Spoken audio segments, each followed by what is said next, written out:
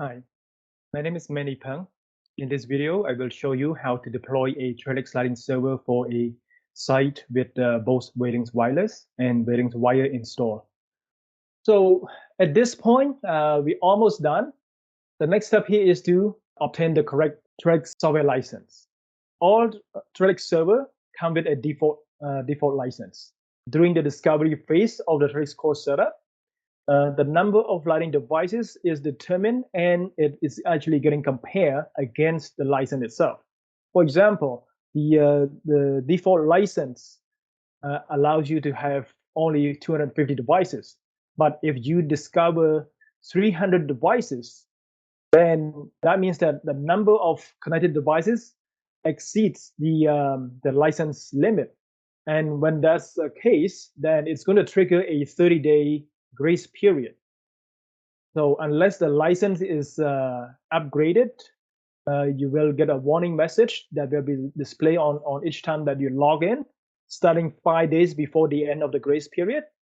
And if the grace period expires, Trellix will only allow login by an administrator, and the only available function will be upgrading a license or removing a controller.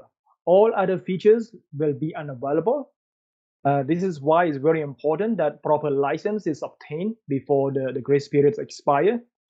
So we're going to go through the step on how to obtain the license. First of all, this is the form that you need to fill out in order to obtain the license. As you can see, it's going to ask you for the bill of material number, name of requester, name of the customer, email address in order to send the license to.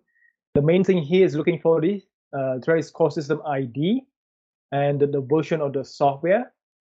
These are the main thing. And then down here, it is going to ask you for which license do you want to upgrade. Okay, so you need to fill out all this information. So how do we get the system ID for Trellix core? I'm going to show you how to do that. Okay, so basically you just need to log into the Trellix web interface, go to the admin application, okay, then click on the organization tab.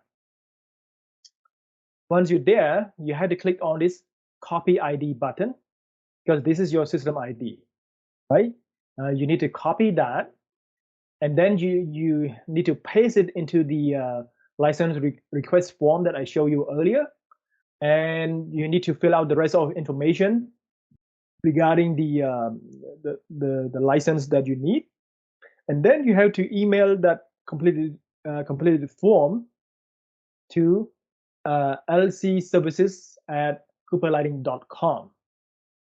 Okay, so now once the license, once the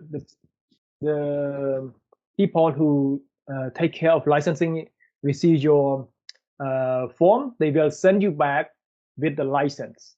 Okay, and they can email you back the license, and you can just once you have the license, you just need to click on the add license button here and select the license file.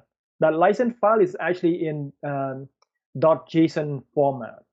Okay, so you just need to select the file and then click open. At this point, it's going to upload the license, and it's going to take a few minutes before the new license setting get applied to the system. If it's successful, you're going to see the green success toast saying that license file loaded successfully.